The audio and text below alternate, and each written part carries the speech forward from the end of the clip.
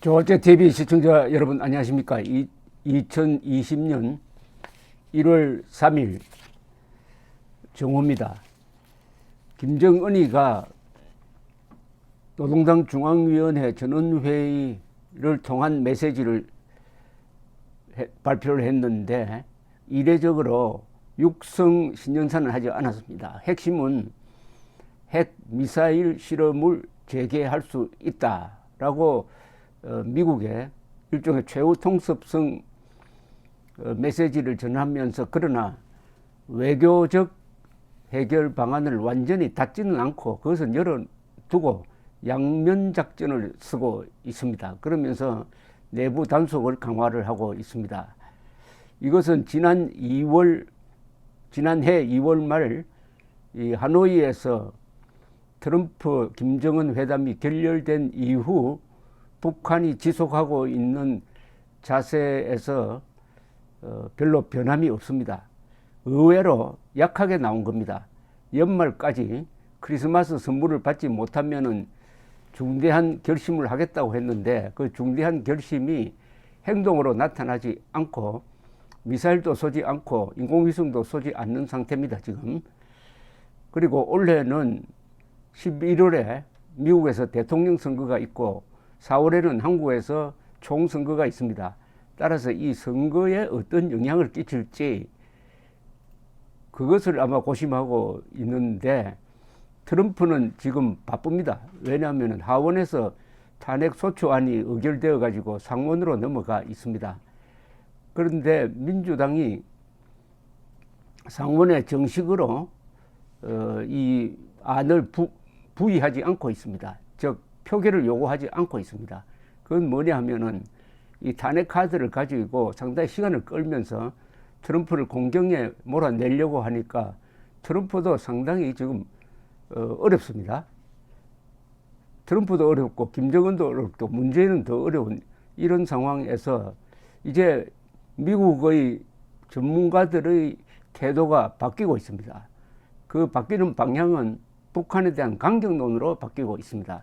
이것은 김정은에게도 특히 문재인 정권에도 별로 유리하지 않는 변화입니다. 미국 마크 에스퍼 국방장관은 MSNBC 방송과 인터뷰를 통해서 북한의 행동에 따라서는 지금 중단 또는 축소 상태인 한미연합훈련을 재개할 수 있다라고 이야기를 했습니다. 그리고 전문가들 사이에서는 보다 근본적인 대응이 나와야 한다. 하나는 한국의 전술핵을 아예 재배치해버리자라는 의견에서부터 이 한반도와 가까운 곳에 뭐 한국이든지 아니면은 일본이든지 괌이든지 중거리 미사일을 배치를 해가지고 북한뿐만 아니라 중국을 같이 견제하는 그것이 근원적인 해결책이 아니냐라는 주장을 내어놓고 있습니다. 이 에스퍼 국방장관의 말이 가장 실무 책임자니까 무게가 있겠죠. 아시다시피 2018년 6월 12일 싱가포르 회담 직후에 트럼프가 적석에서 김정은의 요구를 받아들여 가지고 북한을 자극하는 한미 군사훈련을 중단하겠다라고 선언을 해서 세계를 놀라게 한 적이 있습니다.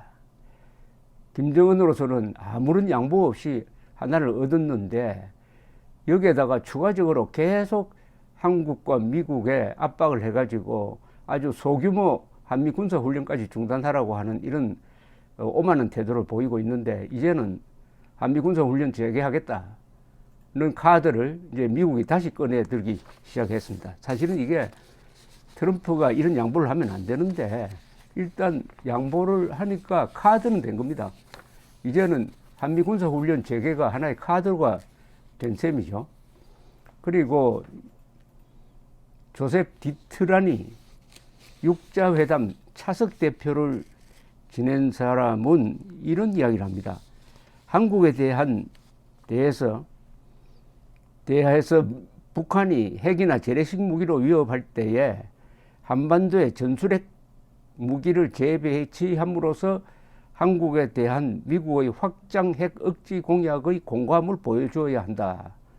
라고 이야기를 했습니다. 이건 뭐냐면은 지금 미국은 한국에 대해서 핵 우산을 제공을 하고 있습니다. 그것을 Extended Nuclear Deterrence라고 합니다. 확장 핵 억지 전략이다. 그런데 이것은 약속으로만 남아 있습니다. 그러나 이것이 약속일 뿐만 아니라 북한이 도발하면 반드시 쓸 수 있는 카드라는 것을 보여주기 위해서는 1991년에 한국에서 가지고 나간 전술핵을 재배치해야 된다. 한국에 재배치해야 된다. 그러면은 북한의 핵 능력이 있으나 마나한 무력화가 되어버린다. 즉, 핵 대 핵의 균형을 맞춰야 한다. 이런 주장입니다. 그리고 미국 기업연구소 니콜라스 에버슈타트 연구원은 지난 1일 뉴욕타임스에 올린 기고문에서 뭐라고 하느냐 하면은 아예 중거리 미사일 배치를 하자라는 제안을 했습니다. 중거리 미사일을 배치하자는 제안은 미국 쪽에서 전문가들 사이에서는 상당히 오랫동안 거론되고 있는 것인데, 이게 가능하게 된 것은 작년에 이 중거리 미사일 조약이 폐기가 되었습니다. 중거리 미사일 금지 조치죠. 중거리 미사일 배치하지 않는다 하는 약속은 미국과 러시아가 했습니다. 미국과 러시아가, 그러니까 1980년대 말 고르바초프, 레이건 이 사이에서 이루어진 것인데, 시간이 지나놓고 보니까 러시아가 중거리 미사일 금지 약속을 깨면서 비슷한 미사일을 계속 개발하고 있다라고 미국이 판단을 했습니다. 그래서 볼턴 보좌관의 강력한 주장에 의해서 작년에 미국과 러시아가 중거리 미사일 배치 금지 협약을 다 무효화시켜버리고 말았습니다. 그러니까 러시아도 미국도 이제 중거리 미사일을 배치할 수 있는 자율권을 갖게 되었습니다. 이른바 프리핸드를 갖게 되었습니다. 그럼 어디에 배치하느냐가 문제인데, 지금 거론되고 있는 곳이 한반도, 한국이죠. 그리고 일본, 괌인데 가장 가능성이 있는 것은 괌입니다. 일본이나 한국에 배치하면은 일본, 한국에서 반대 여론이 일어날 수도 있는데, 괌은 미국 영토니까 거기에 중거리 미사일을 배치를 하면은 어떻게 되느냐. 중거리 미사일은 이게 재래식 폭탄을 달고 쏘는 게 아닙니다. 그것은 코스트가 맞지 않습니다. 근데 건물 하나 부수려고 몇십억짜리 미사일을 쏠 수는 없지 않습니까? 이것은 핵폭탄을 단다는 걸 전제로 한 겁니다. 근데 사정거리가 괌에 배치를 해놓으면은 북한은 물론이고 중국의 동해안 쪽, 우리로서는 서쪽입니다만은 중국의 동해안에 배치된 중국 중거리 미사일이라든지 이런 게 무력화되어 버립니다. 이게 아주 이게 가장 절묘한 수입니다.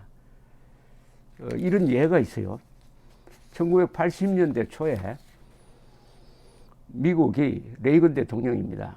그러니까 유럽의 평화주의자들, 유럽의 좌파들의 반대를 무릅쓰고 독일에 퍼싱2 중거리 미사일을 배치를 합니다. 이게 세계 역사를 바꿉니다. 여기에 중거리 미사일을 배치하니까 소련이 가지고 있던 중거리 미사일이 의미가 없게 되어버립니다.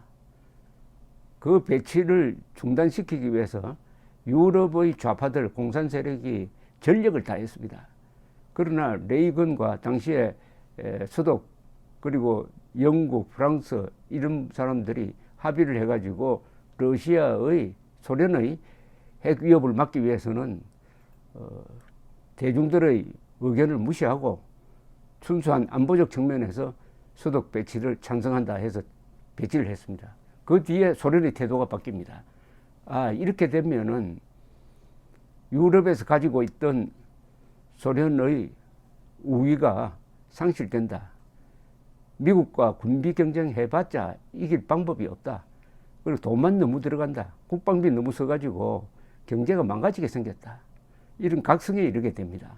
그래서 고르바초프가 이제 개혁 개방으로 나서는 것이죠. 근데 그 개혁 개방이 결국 내부 붕괴로 이어지고 말았습니다. 바로 그 핵심적인 고비가 퍼싱 미사일 배치였습니다. 똑같은 일이 이 중거리 미사일을 괌에 배치하는 걸로 해가지고, 또는 뭐 일본이나 한국에 저는 한국에 배치하는 게 제일 좋다고 보는데, 지금 좌파 정권은 안 되겠죠.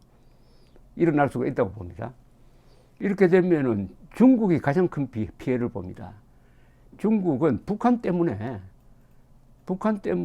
미국의 그 무서운 중거리 미사일이 괌이 배치돼 가지고 자기들이 가지고 있는 핵 미사일 전력을 아주 고철덩어리로 만들어 버린다고 하면은, 북한에 압력을 넣어 가지고 북한이 핵을 포기하든지 하도록 만들 수 있지 않겠느냐 하는 게 미국의 계산입니다.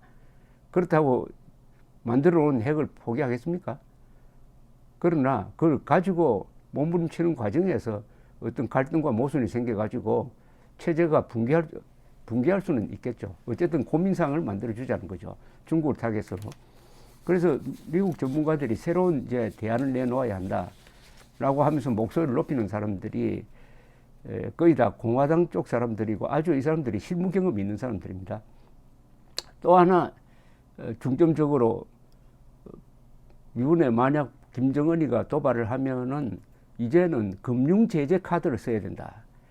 금융제, 북한과 거래하고 있는 특히 중국 은행 또는 중국 기업에 대해서 금융 제재를 해야 된다. 그런 걸 흔히 뭐 세컨더리 보이콧이라든지 이런 용어로 이야기합니다만, 쉽게 말하면은 달러 거래를 못하도록 해야 된다. 세계에서 지금 달러 거래를 못하면은 문을 안 닫을 기업이나 은행이 없습니다. 이게 사실은 거의 가지고 있는 미국의 마지막 카드입니다. 딱 정리를 하면, 그리고 이제 대북 제재 강화해야 된다. 인권 문제 계속 제기를 해야 된다. 이렇게 이제 이야기가 나오는데, 여러 가지 카드가 있습니다. 트럼프가 이제 점검을 해보니까 카드가, 하나는 한미 군사훈련 재개 카드, 그 다음에 대북 인권 압박 카드, 그 다음에 금융 제재 카드, 그 다음에 마지막으로는 중거리 미사일 배치 카드, 이런 걸 가지고 북한의 김정은이가 수를 쓸 때마다 이 카드 중에 어느 걸 하나 뽑을까 말까 이렇게 계산하고 있을 것입니다. 자, 이렇게 됐을 때 문재인 정권이 할 수 있는 역할은 사실상 아무것도 없게 되어버렸습니다. 미국이 이런 카드를 쓸 때 문재인 정권의 의견을 그냥 고려할 필요가 없게 되었습니다. 문재인 정권은 결국 김정은의 호위무사 역할을 한다라고 생각하기 때문에, 문재인 정권이 뭐 찬성하든 반대하든 미국이 쓸 수 있는 카드, 또 문재인 정권을 무시할 수 있는 게, 문재인 정권을 편드는 국제사회의 영향력 있는 국가가 하나도 없습니다. 이렇게 함으로써 완벽하게 문재인은 한국인의 운명에 영향을 줄 만한 큰 결정을 하는데 참여할 수 없는 외톨이가 되고 있다. 이게 참 슬픈 이야기입니다. 감사합니다.